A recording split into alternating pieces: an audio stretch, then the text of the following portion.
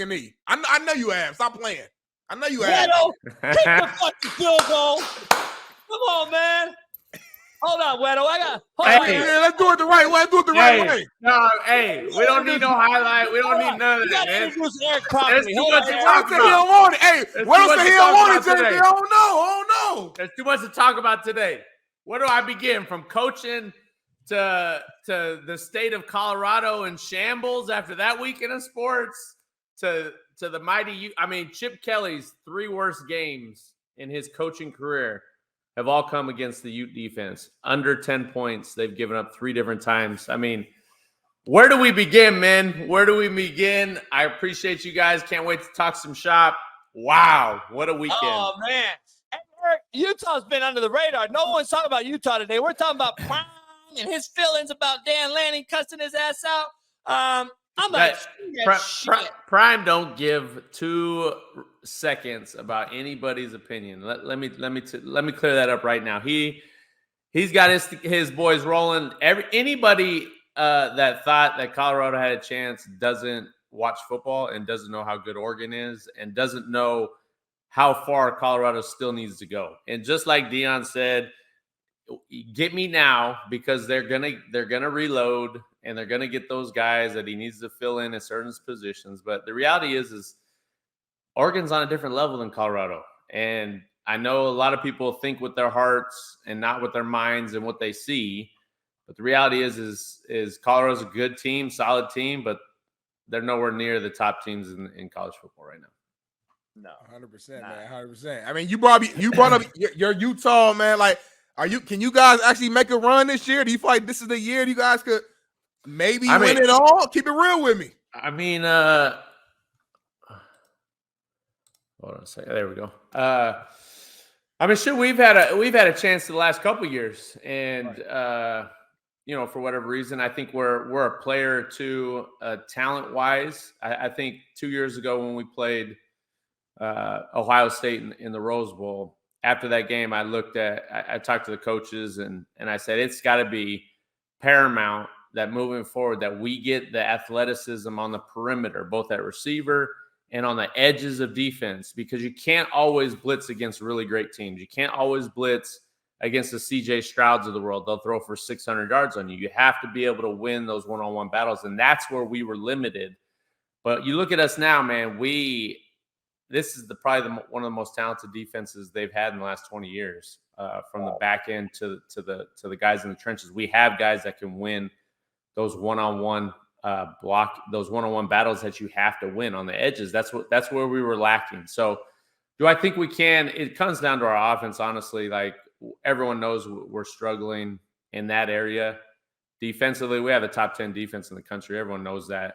And that'll keep us in games. But until we get Cam back and playing the type of football that we need to play on offense, it's going to be a battle. And I don't think you got to have a top offense. You got to have a quarterback. Doesn't matter what level. It could be youth sports, high school, college, or NFL. If you don't have a quarterback, you don't have a chance. That's real, man. That is real, man. I got to ask you this, Weddle, man. We talked about this a little bit earlier, staying with college football a little bit. Ohio State, Notre Dame, to me, was arguably the game of the weekend, but it ended with some controversy. 2 plays in a row. Unbelievable. Notre Dame's out there with 10 guys on the field, no defensive end to the boundary side. Unbelievable. You as a coach, as a former leader on the defense, please give me just your overall just view of the situation. Who's at fault? Who are you blaming? Just talk to it. Oh my gosh! First of all, I know nothing about Notre Dame player wise. What years? There's got to be a senior on the team that had to have realized. Obviously, it didn't. But how do you not realize you're a man down? How do you not look at the front and say, "There's 3 gaps open. We're not aligned right for 1, 2." Holy smokes, we're missing a guy. Timeout. Hey, jump off sides, whatever it takes, because you're on the 1-yard line anyways. It doesn't matter. 6 inches. Who cares? But hey, that's coaching. You can't put that on the players. You don't know the gist of it.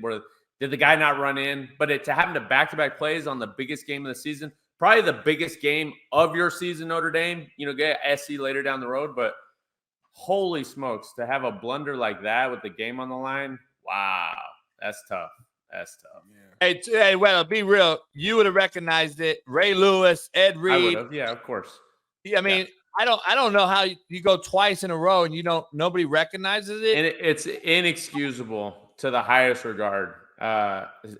Those things always come back to the head coach. But if you're a senior captain on defense, you're taking the onus on that. Like, I'm not blaming nobody. If I'm playing on that defense, I'm saying, listen, I should have recognized that. I'm too good of a player. I've been playing too much football for me not to recognize that there's 3 gaps open right in front of me. And I just get ear-holed by 6 dudes 6 yards back in the end zone. Like, what are you doing?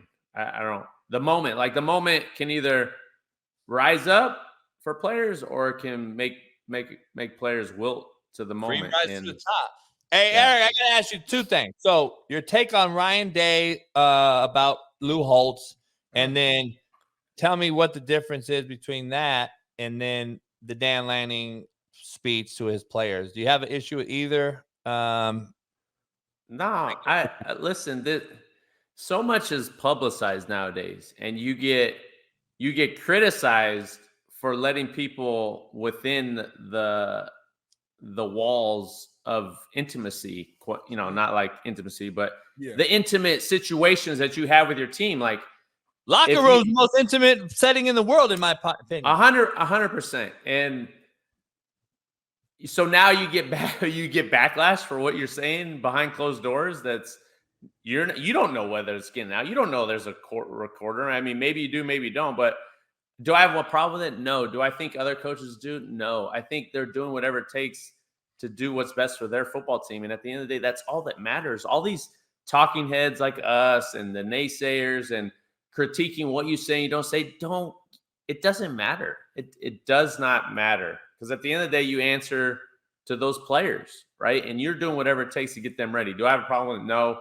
I don't really like the Day situation was a little like as almost like, why are you letting Lou Holtz affect you as a coach? But then it is your players, so you're standing up for your players. Like, I don't know. Like, I try not to waste time with focusing on other people's opinions that don't affect my life. They're always going to be those. And so, like, I totally get what Deion said. Like, when everyone's out to beat me instead of the Bucs. Like, I feel that at times at the high school level. Like, every week it's the other team versus Eric Weddle. It's like, I'm not playing anymore. Like, I don't have any effect. I'm just trying my best to help these kids. But the other people don't get that. And you're always going to have that. And the quicker you're not putting your face out there as a figurehead in promotion like he is. Like, he's got to understand that he's a big name that's pushing this narrative too, and his players have to be gone. You got to go through his players to get to him. But the thing is, Coach Deion is just being Deion. Weddle just being Weddle. Their personalities naturally are just different. It's not like Weddle being somebody different. He's just being himself. Deion Sanders just being himself. He's always been this big personality. Yeah. He wants the attention. Like, that's just who he is. So it's like, but it'd be different if you feel like he was forcing it. Yeah, you gotta remember though, like, Deion's one of one, right? So my only drawback with Deion and who he is, I love everything about him, but I could handle that. Like, I could handle it what he says as a player and as a man, because I'm going to represent for me. But you're talking about 120 kids that have to play and act at that standard of Deion. That's a lot of pressure to put on young kids. That would be my only saying of maybe to pull back some of the things he says or does. But at the end of the day, like, he's doing what he wants to do. And I don't fault him. I think it's awesome. But for me personally, I already know that the players have a lot of pressure to live up to the standard that I put them on.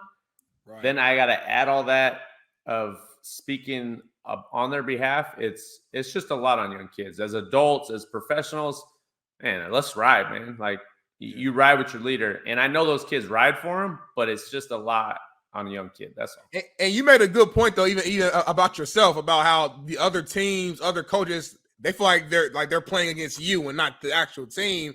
And to me, like, listen, I don't, obviously I don't know the other coaches in the that you're playing against, whatever. But it almost comes off as like an insecurity of like, hey, I couldn't outplay him, when I was actually playing ball. So this is like my way of like getting past Weddle or getting past Dion. I couldn't beat him on the football field as a player, but I can get him as a coach, maybe. You know what I'm saying? It's like a weird. There's some of that. Everyone has pride in them. Everyone has wants to puff their chest out. And I beat Deion Sanders, like, Lanning and the things he said, like whatever the ultimate, whatever that derived from, like that emotion and passion. At the end of the day, whether it's personal or not for him, it got the job done, right? Yep. And I bet Deion would say the same thing. If they happen to beat Oregon and he said some things to get his boys going, like, that's all that matters. And I do think there is some personal, I'm going to show Deion he's a young coach, not young in the sense of age, but young in the grand scheme of things. And we're going to show him what it's all about. And Deion can handle that. It's just the trickle down effect that gets to the players is where you got to balance that line. And that's just my opinion as a coach and been coaching for a short time. I try to alleviate as much pressure I can from the boys and put it on me instead of them. Yeah, I agree. Let me ask you, transition to NFL real quick before we get back. Where do we start with what we witnessed this past weekend? I mean, how do these guys have jobs, quite honestly? I got E-Dub on the show, Eric. I got you on the show. I got to start with the position that you played. We got to start with this. Please break it down. Is it late or not? Oh, man. Play it again. I saw this live automatically without even talking to us. You think guys would rather be hit above the waist and up in the shoulder necker than rather get their knees taken out? It's 100% across the board for offensive guys. But they don't consult with us. They just make these rule changes because it's whatever the money is talking about and whatever the perception of the football game to make it more safe. This isn't a safe game. If you're playing football, it's because you love the game, you love to hit, you want that physical interaction, not because you're trying to make it safe. They're taking it in such a wrong direction that in 5 years from now, I don't know if we're going to have football because these people that are running the show don't know what they're doing. Smith, hey, Eric, he has the ball in his hand right now. You see, I paused it. What is he supposed to do from that point to that point? Nothing. The people that say, oh, you're supposed to lower your target zone, you're supposed to slow down, you're supposed to lead with your shoulder and this and that. No, at the end of the day, my job is to get the guy down and do it within the realms of the rules. Okay, now we know we can't do this, we can't do that. So you try to change, but in the heat of the moment, you're talking about 20 miles an hour, right? Fitzpatrick's probably running 16, 17 miles an hour. And being able to react in an instant because Garoppolo might move, right? And then if you don't come under control and he gets out of your arms, now you're the one that's getting screamed at, and because you didn't make the play. Like, no, that's not reality, and it's a typical talking point for all these people that don't know what they're talking about. Is you should be able to tackle them differently, or you should be able to do this differently. Like, no, you've never been there, you've never done it, so you don't understand how hard it is. It's unbelievable. I'm ridiculous. just seeing it over and over. And he was involved in the unfortunate Nick Chubb deal. Oh gosh, so now they're going to come after him as he's a That's a good point, JB. Yeah, I mean they're always going to find reasons to hate on you, to try to make some type of story out of nothing. Mika said it exactly and perfectly. I said the same thing. If you haven't tackled Nick Chubb, then don't talk to me. Because the minute you wait or settle or don't throw it in there, he's going to run through your face into the end zone, and you're going to be on national television as a laughingstock safety that can't tackle. So, am I going to do that? Or am I going to close my eyes, give it everything I got, and throw it in there, and whatever happens, happens? Because at the end of the day, I answer to the players. I answer to my teammates. I don't care about. Hey, Big Smitty, Eric, we got some breaking news, dog, and I don't know if I'm gonna be the world. Here we go. This is on planet Earth, and I don't know if we're Earth shattering, Earth. We are Earth shattering, no doubt. Eric, I don't know if you heard the show when I started off with a little possibility to be explored by the. Let's just give you the sound here, Eric. Dun-dun-dun.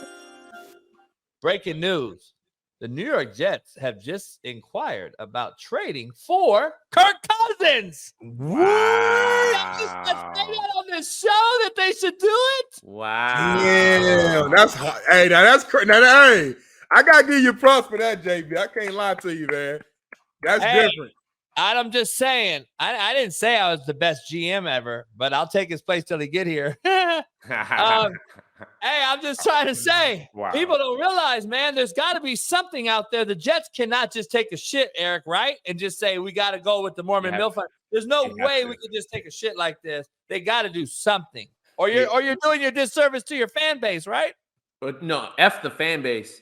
And I don't mean it like that, obviously. But your locker room. Without the fans, we don't have a game. And I know that and understand it. But it's the players. Listen, you have a team that can go get it. And you're sitting here liability because you got a quarterback that can't play the game. And he couldn't play it in college. And unfortunately, he gets drafted way too high to his position where not a very good team at the moment or at the time. You have to do whatever it takes at all costs to salvage this season. Because if not, it's all gone. It's all blow it up.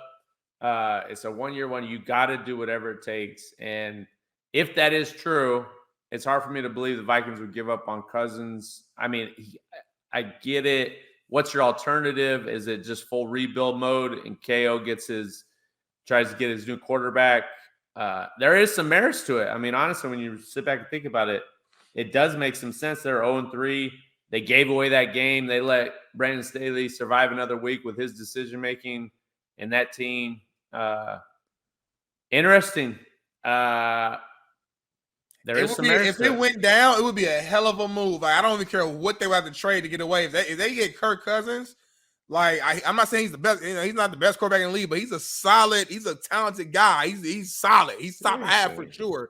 You put him on that team with those weapons and that great defense. Not only do they make the playoffs, but the thing about it is when a team knows you have a quarterback that you can believe in and who can actually put up points, everybody plays better. The defense is more motivated. The O-line wants to protect you. The running backs are more dedicated. When you got a guy like Zach Wilson as your quarterback, man, and you keep getting 3 and outs, turnovers, interceptions. As a defense, it's like, damn, it's like we're back on the field again. I just sat down. We're back on the field again. So it just it kind of gets to a point where the teams they lose motivation, and then you start putting out bad film and practicing bad habits. And now, literally, in my opinion, the whole team can start to just disintegrate a little bit because it's like no one's motivated, no one's having fun because they know every Sunday we're probably going to lose because we don't have a quarterback. So getting the quarterback right now could change the whole game. Yeah. Hey, Eric, talk to the casual fan about a no trade clause because Kirk Cousins has one. Talk to him about how he would get traded with the no trade clause. He lifts the no trade clause. Simple as that. I mean, it's not really fucking hard. No. Yeah, like in a situation like this, Kirk is the later years. He probably loves in Minnesota, but he probably has already had conversations about his future there and knows probably his last year. If it's to the point where they're even bringing this up, then he'll be like, all right, send me to a spot where I can win, that I can, I'll be happy. He's not going to lift it for no team, but the Jets would obviously be a team because the talent, the situation. But then what happens with A-Rod? Like, well, what's right? It's a lot. A 1 year borrow, I'm pretty sure, right? It would be a 1 year borrow. Just a 1 year and let him go. Now, there's a lot of different layers to that. Do you think ownership's coming down and it's like, look, we need to fucking win now. I don't care about Aaron Rodgers right now. Aaron Rodgers, we'll figure that out next year. Like right now, we got to go get somebody because, I mean, so you're going to trade Justin Jefferson basically for Garrett Wilson. We can argue Jefferson might be more seasoned right now, but Garrett has a hell of an upside. So it's not a huge drop off either way. You're going to have some wideouts in New York. You got 2 running backs in New York. That's going to be better. You lost way better. You got him back now. So like he has familiarity with that. And then I think you have an opportunity to have a much better defense. And you have a defense there. It'd be hard to turn down for me for a 1 year wonder. Like, Eric, be real. You hear the fan base twerping about you not being great, and losing that game, and That would be a great shit sandwich. All right, Minnesota, go ahead and have someone behind me and see how it works out there. Like, I'd go to New York in a heartbeat. Yeah, I mean, I just try to put myself in that position as an older guy, still with a lot of ability and able to play at a high level. Do you want to just stick it out? Do you want to move forward? Well, here's another layer to it. Why doesn't Coach Saleh come out and say that quarterback is horrendous and we may need to change? Like, why are you protecting him? I don't. This is a grown man's game. We know when we're not playing well. We know as professionals, if you're talking about being a pro, I own it. If I have a bad game, I don't need no one to tell me. I know I effed up, right? Like, right. I know it to my teammates. I know it to the media. So as a head coach, why sit there status quo? No one wants to hear that, and no one believes it. So why don't you just be like, hey, we're going to do whatever we can to make sure that we're putting our best foot forward. And if that means benching him for someone else, then that's what we're going to do, because that's what you have to do for the 53 other guys that are playing their hearts out for you. You sit there and don't say anything and say, we're okay. CJ Mosley, Sauce Gardner, like all these guys, how do you look your coach in the face and be like, okay, I'm going to go battle for you when you're going to keep playing this guy when he can't do it? No, it's not. I don't know. It was peculiar for him to say that and not just be honest with everyone. Everyone knows he's not good, so let's find the best option. Yeah, and maybe that is on the team, and maybe the only thing they can do is trade for someone. I don't really know, but gosh, he just cannot be that bad. He cannot be that bad in the NFL that he continues to play. Like, is the backup that much worse? I don't know. That's what I'm saying. It can be. It can be that worse, man. And I want to switch gears to one of your squad. We brought them a little bit before, the Chargers, right? They're able to survive. Brandon Say survives again. It was another game of questionable calls. I think they what was it, late in the game? I think they went for it or something, like super late in the game, and it should have been them in the butt, but it didn't. It should have. Do you think, I mean, by winning that game, did Brandon Staley basically save his job, in your opinion? No. He extended it. No, yeah. He's made so many decisions as a player. First of all, let's give a shout out to my boy Keenan Allen. Holy smokes. I think it's his 11th year, and the man broke the franchise record, 18 catches for over 200 yards.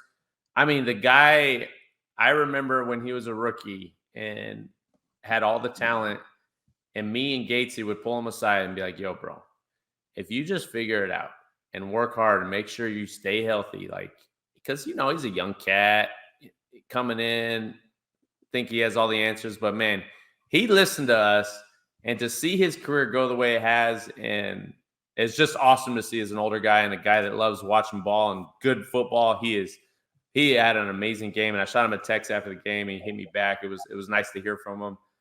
But I do know this, guys can say, they're going to say that they're okay with the decision.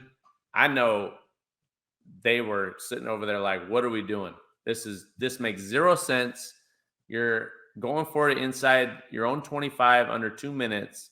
Come on now. It's you can't tell me the analytics. Whoever is the analytic guy needs to be fired, because too often these coaches are getting away with these decisions that back in the day, or however the case may be, you make teams pay for bad decisions, for bad coaching jobs. Like, you go into a game understanding that these coaches don't know what they're doing, and we're going to make them pay when it happens. And for him to sneak out of there with a win is beyond me. It makes zero sense, and I don't see how he's coaching next year, because he continues to make these decisions. I don't know. I just don't. I don't understand how you can do that to your team. Hey, hell yeah or hell no. Does he make it through the season? Yes, because the Chargers aren't going to waste money and pay two coaches at once. I could even see them holding on to him another year so they don't have to pay him for not coaching. So they're not listen, man, I had the Chargers going to the AFC Championship this year, so I'm like, man, y'all got to figure this out. They have every piece that I think they need to be a top tier team. And like, you look at the defense, you look at the off, like both sides of the ball, like they have every piece, in my opinion, to be a top tier team, but something is missing. and I have to put it on the coaching. It has to Hey, be that, Herbert right? threw for 410 yesterday. 400 yards, 3 passing touchdowns. You mentioned Keenan Allen had one of the best weekends at the wide receiver position. You know, I saw Mike Williams went down again. I don't know if the report came out, but it's not looking. It didn't look too good. So prayers up to him. Derwin He gets hurt all the time. Derwin James got hurt. Yeah, the thing that's frustrating for me is you have all the star power on defense, and a lot of times star power doesn't result in team football, right? You gotta understand defensively. It's not always. Yes, it's not always of how great your players are. It's how great can you play together, right? And schematically play the type of football that wins football games. Like, I don't know. I just look at him like, how is Bosa not more productive? How is Mac? Like, how are you not blitzing Derwin James like every fifth play? Like, you have him playing the deep half. Like, he's not that type of player. Even though he can do those things, he's more impactful playing in the box, running, blitzing, playing man-to-man. Like, you just don't see him doing that. Like, he is an impact defensive player, safety that you don't ever see around the line of scrimmage at times. And I don't know. It's I'm not going to sit here and say it's easy to call defense. I'm not going to sit here and say I've been a part of a couple number one defenses, and it takes 100% buy-in and everyone no egos, playing the calls, having good rhythm. It just feels like to me there's a disconnect of the play calling, what you want, what is your identity, and the star players and where to put them or how do you best utilize them, if that makes sense. They should be better, man. They shouldn't be sitting here tricking off games. Like, there's way too much talent. You got a top 5 quarterback. You got weapons. You know, I worry about their running game, obviously, against good defenses. They rushed good the week 1, but after that, it's been non-existent. If you can't run the ball at a semi-good clip against good teams, it's gonna be tough to win. Hey, there's so much to talk about today, and we only got a couple minutes left. But man, so I don't know which one to go to first. Broncos 70 points. Wow. Are you mad that? Like, I am. I'm out of the fence. Are you on my like, I say you fucking kick the field goal and put 73 100%. 100%. You think Payton on the flip side would have sit there and said, "Hey, I care about Mike McDaniel and his feelings of me." Thank you very much. He's going for the throat and wants to be in the history books. So for me, it's first of all, it's mind-boggling that you gave up 70 points as a professional football player. Like, I know you texted me, and we won't share a text, but I'm going to tell everybody, I'm like, mediocrity is the new excellence, man. My God, never seen 70 scoring. What do I know when I say the NFL? It's hard to score 70 on Madden. I ain't gonna lie. Like, playing a video game, I ain't score 70. I cannot believe as a player that's been in situations where we've been getting our faces kicked in at halftime and we know the game is over. We all, to a man, we sit there and look at each other and say, "Hey, man, we're going to play our tails off. We're playing for each other, and they better not score another point. As long as we're on the field, we better get after it. Like, we've sucked it up today. It's on us," right? Like, it's a pride factor. And to see that, oh my gosh, I wouldn't want to show my face if I was on that field, if I was part of that defense. Like, I'm not going to lie. I'm shocked that I didn't watch the whole game, so I don't want to talk about the effort and where guys like loafing. Like, they're going to take care of that inside the building. But, man, you can't sit here and say that that's not a good look for a defense that was supposed to be coming in one of the tops in the league, and now it's in shambles. How is that D coordinator coming back, for 1? 2, how does Sean Payton still the coach? I think, honestly, and we think of full circle type stuff as adults, as players. You had Sean Payton have that video, right? And it's in the grand scheme of things, it's really not that big a deal.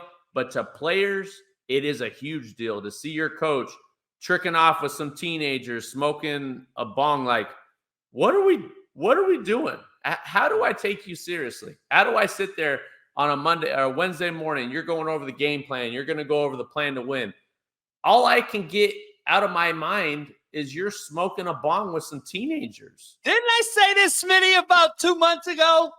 But what do I know? And for me, because I don't play for coaches. I don't, that's not what I did. So it wouldn't affect me. But for guys that are easily persuaded, young guys, like you got to remember, like every year they're turning over rosters in the NFL, younger, cheaper. So you're going to get guys that look at that and you're like, that is our leader. That's our commander. That's the guy that's going to show us the way. And for me, I lose all credibility as a pro. Like, all right, I'm not really worried about what you're saying right now. I'm not going to listen to you. I'm going to play for my guys and try to lead them. But you're a fraud, in my opinion. And is that why they're losing? I don't think so. But there is layers to why your team is terrible.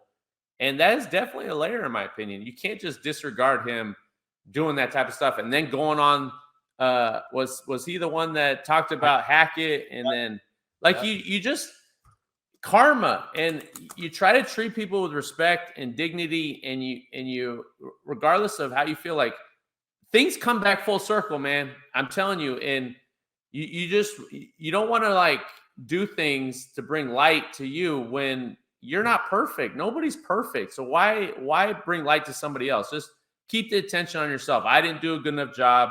I'm worried about my team. You don't need to put your opinions on other people, because it's going to come back around. And it's unfortunate for the players, for him, for everyone, because nobody wants to see a bad product like that. Like, that's bad. What do you say to, because JB and we had Big Matt on earlier about the possibility of maybe he's self-sabotaging in the season just so he can have an excuse to basically rebuild his entire team the way he wants to. You think that's a possibility or no? Pete Carroll did it, Eric. Remember, Pete Carroll did it in Seattle. Yeah, I mean, 70. I just think, like, if that was the case, I just feel bad for all the players. All the players that are giving their all and fighting for their careers for a guy that doesn't care about them. And we've been in situations like that where we know, they're going to break us up and this and that, but you're never not trying to win. So that would be tough for me to agree with. But man, if that's the case, then I hope he never wins a game. I hear you. Yeah, that's tough. That is tough. I would never want to play for a man that is going to do that on the side. No, if you're not trying to win, then I don't want to play for you. Yeah. We're silent from you guys. Hey, Weddle bringing that heat today, boy. I love it. He bringing that heat. He got JB over here nervous on a Monday. He didn't know come here and bring that real wisdom, I'm just saying, like, there's no way I could ever do that as a coach to my players, though. Yeah. I would hope he's not doing that, because even if you're self-sabotaging, it's still a bad look on you. That's one horrible 100%. Year. So it's bad on your brand. So yeah, but when you get like coaches. Now, it's no slight to coaches, right? Like, I'm a coach now, right? Like, not to that level that you have been, Coach JB, but when you got a fully guaranteed contract and you're going to be in it for at least, I think he signed a 6-year deal, so he'll be there at least 4 years. Right. So you got to know, like, does he really care about one season? Does he really care? He's a Super Bowl winning champion, right? That really didn't do much outside of that. Like, he don't care. Like, and they probably gave him the autonomy to do what he's doing, right? Or So there is some merit. Like, there is, maybe they're saying, hey, just get through the season. We'll blow it up. We'll let you draft who you want to draft. There is some points to that. But you still have Russell. Russell weirdo. Every time I laugh when you say that. Russell Wilson. Right. What do you do with that? I mean, there's a lot to unravel with that organization right now. It really is. It's tough. That's tough. Giving up 70, man. Wow. Did you win the bye week? We definitely won the bye week, and Del Norte is going to be a tough game for us at Del Norte. They got a stud quarterback, stud receiver, really good team. But we're up for the challenge. We're ready. they're playing good football, and we got to come back from that disappointment of our. Hey, you got to beat the shit out of bye week. I used to tell my players and coaches. Hey, 2 things before you get out of here. I want to end with our top performers with Smitty. I got to ask you, though, are the Colts better with the 70s porn star at quarterback or not? Can you be – you're Eric Weddle. You're an NFL veteran who wants to win games, not to see the young athletic guy to say, ooh, he jumped over a guy. No, don't try to persuade Weddle's mind. Just ask the question regular. Don't try to say, you see what you're doing, Weddle? I see what you're doing. You want to win games. I want Minshew at quarterback. Please let him know. Take off the goggles, Weddle. Tell him to take off the goggles. Before you answer, Weddle, we've seen Minshew play for a few years. So when you think about winning games, he hasn't done a lot of that. I'm just throwing the facts out there. I'm not dissing him. I'm just giving you facts before you answer. Go. This would be a different conversation if they throw the penalty on that fourth down call against the Ravens. So what penalty? Yeah. Hey, let's give a shout out to my guy Matty G. 4 field goals over 50 yards, never been done in the history of the game. Super Bowl champ, amazing game winner. Even though it was against my old Ravens, they should have never lost that game. But that's a whole nother topic we can get into at another day. The thing with what's his first name? Gardner Minshew, yeah. Yeah. That's all you have to say. He's a typical like 2-3 weeks. He's gonna run around and do some crazy stuff and make some plays, and then he's gonna get strapped the rest of the season. So no, when AR5 gets back, I want him back. I want him in there. I want to continue to build. This team's better than what we expected. So let's work with what we got and see what we can do. But of the first round quarterbacks, is there a doubt that CJ Stroud is head and shoulders? Not even comparing those 3, but comparing to half the league. I mean, man, that guy. You got CJ Stroud probably number 1 right now because we didn't probably see AR5 number 2 though. AR5 number 2. Smitty, take off the goggles. Probably number 1. AR5 is number 2 right now. You got CJ Stroud right here. You got CJ AR5 Stroud right here. is number 1, and he is in his own stratosphere. Look. Then you have everybody else. There is no 2-3. They're just down there. It's unbelievable. Smitty, I don't get Smitty. They got to be able to take these off. We're on the debate show, Eric. They got to be able to take these off sometime, right? It's like, holy CJ Stroud's probably top 15, top 12 in the NFL already through 3 games. He's like 4th in passing yards already. No picks, 4 touchdowns. It's super impressive as a defensive guy watching a rookie quarterback. Man, I predict before the season that CJ Stroud will be the best quarterback from this class. I initially wanted CJ Stroud to be on the Colts. I just knew that wasn't realistic. So I love CJ. There's no knock for CJ Stroud. Clicks. We play for the grass. That's what Smitty is doing right now. He's doing it for clicks. Hey, Weddle. I do for that Monday. I gotta go over our top performers before we pick tonight's Monday Night Football matchups. And I know you gotta get out of here. We gotta get out of here. Let me break down our top performers. I'm sorry. Apologize in advance. That's what you do when you apologize. I don't have Utah on my list because okay. Don't worry. Move forward. I don't care. It's all good. I don't know. I tell you got him scared, Weddle. He nervous. No. Hold on. Let's check it out. Yeah. Hey, Washington State was impressive. The reason I said that to Weddle is because I have other Pac-12 teams on there, and Weddle may be like, how do you have these Pac-12 teams and not Utah? Utah could be the best defense in the country, but I don't know how good UCLA is. I don't wear goggles, baby. I tell how it is. This is Smitty at times. He got those goggles on.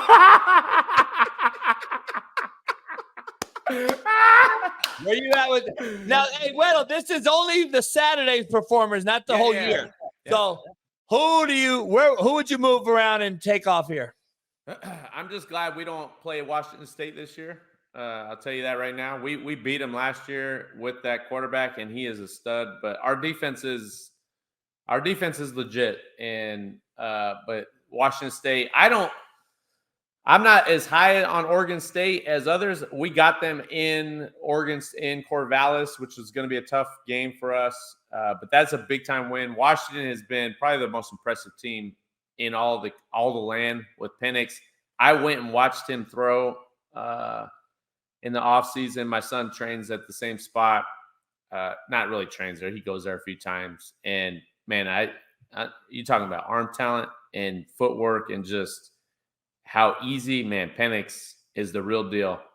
Alabama, Oregon, I would move up, not for the mere fact that they won, but the way they did, and you could tell the passion. They played hard, and they wanted to take it to them, which I like. I like the rivalry within the rivalry, and everything is social media driven nowadays, and the news, and people want to hype up certain teams and certain narratives, right? And Oregon just wants their respect, and they put it out there, which was nice to see. So the reason I got Bama on there, Eric, is because I thought Ole Miss should have showed up, and I got my top 5 disappointments too. I have Ole Miss on there. I got USC on there. We'll show tomorrow. But Ole Miss can't win a big game. That's man. They can't. This is the team they had to beat Alabama. Alabama's a little down. Yeah. Still can't. And I like Jackson Dart. I just don't think they use him right. That kid's a stud, but it's a typical Lane. Can't get out of his own way, or is too busy tweeting weird stuff. I don't know.